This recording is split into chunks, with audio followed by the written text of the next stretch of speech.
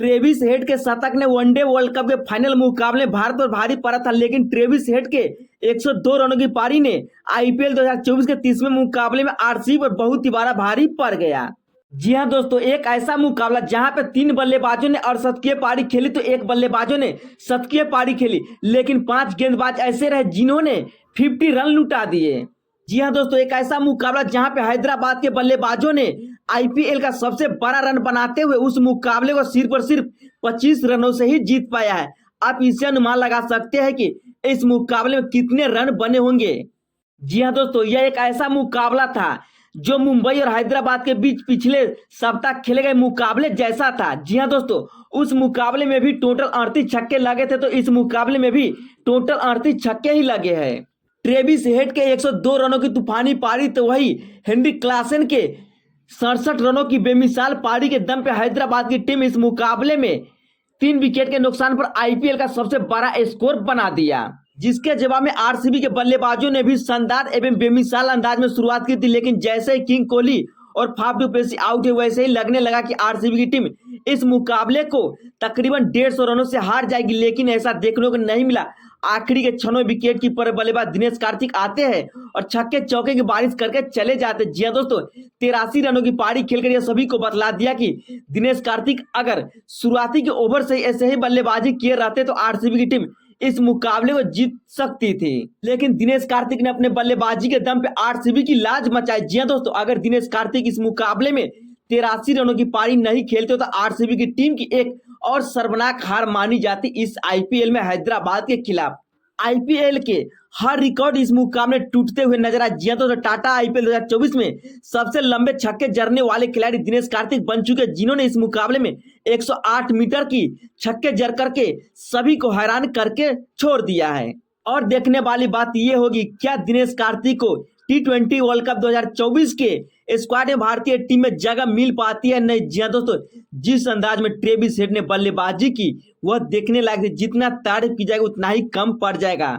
जी हां दोस्तों, इस मुकाबले 40 ओवर के खेल में 549 रन बने तो 10 विकेट गिरे। इस दौरान दोनों इनिंग में मिलाकर के कुल 38 छक्के लगे तो 37 चौके भी देखने को मिला। जब बेंगलुरु के एम चिन्नास्वामी स्टेडियम में टॉस हुआ तो फाफ डू प्लेसी ने टॉस जीतकर पहले गेंदबाजी करने का फैसला किया, लेकिन हैदराबाद के बल्लेबाजों ने आज के मुकाबले में भी कसम खाकर आई थी कि हम अपने ही रिकॉर्ड को आज तोड़ डालेंगे, और वही देखने को मिला आज के मुकाबले। जिस अंदाज में ट्रेविस हेड ने शुरुआती के ओवर से अभिषेक शर्मा के साथ मिलकर के जिस अंदाज में बल्लेबाजी की, उस बल्लेबाजी से आप अनुमान लगा सकते हैं कि ट्रेविस हेड दुनिया के कितने खतरनाक बल्लेबाजों में से एक माने जाते हैं।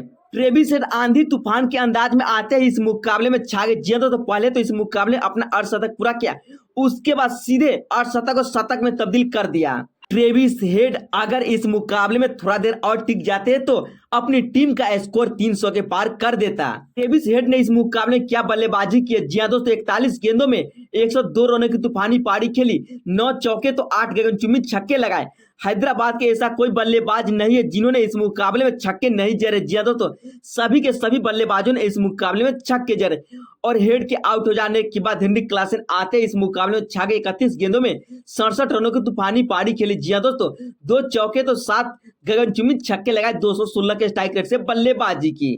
सभी बल्लेबाजों ने इस मुकाबले में बेहतरीन अंदाज में बल्लेबाजी की, चाहे ए समत की बात की जाए या हेनरिक क्लासन की बात करे या एडन मरकरम की बात क्यों न करे या अभिषेक शर्मा की बात क्यों न करे, सभी ने इस मुकाबले में कमाल की बल्लेबाजी की और अपने ही 277 रनों के स्कोर को तोड़ करके एक और वर्ल्ड रिकॉर्ड बना दिया आईपीएल के इतिहास में। 287 रन 288 रनों का विशाल टारगेट का पीछा करने उतरी आरसीबी टीम की शुरुआत अच्छी रही। जी हां दोस्तों, इनके दोनों ओपनर बल्लेबाज किंग कोहली और फाफ डू प्लेसी अनोखे अंदाज में बल्लेबाजी करना शुरू कर दिया। किंग कोहली तो सीधे चौथे गियर से 5वें गियर में बल्लेबाजी करना शुरू कर दिया।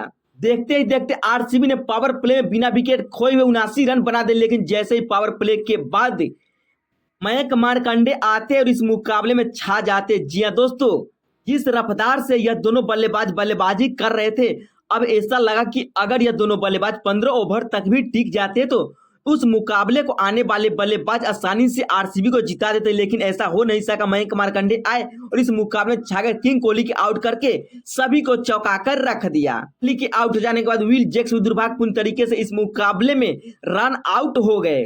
इन दोनों के आउट हो जाने के बाद नहीं तो इस मुकाबले में अनुज रावत का बल्ला चला और नहीं उसके बाद कप्तान का बल्ला चला। जी हाँ दोस्तों, कप्तान ने भी इस मुकाबले में 62 रनों की तूफानी पारी खेली थी, सिर्फ और सिर्फ 28 गेंदों में ही। उस दौरान डुप्लेसी के बल्ले से 7 चौके तो 4 गेंदचुमी छक्के भी देखने को मिला था। लेकिन मुकाबले को इसके बाद तो आरसीबी की टीम लगभग हार चुकी थी, लेकिन उसके बाद दिनेश कार्तिक का तूफान आया इस मुकाबले में। दिनेश कार्तिक ने आते ही और इस मुकाबले जिस अंदाज में बल्लेबाजी की T20 वर्ल्ड कप 2024 के सिलेक्टर को भी हैरान करके रख दिया। जी हाँ दोस्तों, आपने सही सुना, कार्तिक आते ही इस मुकाबले में छा गए।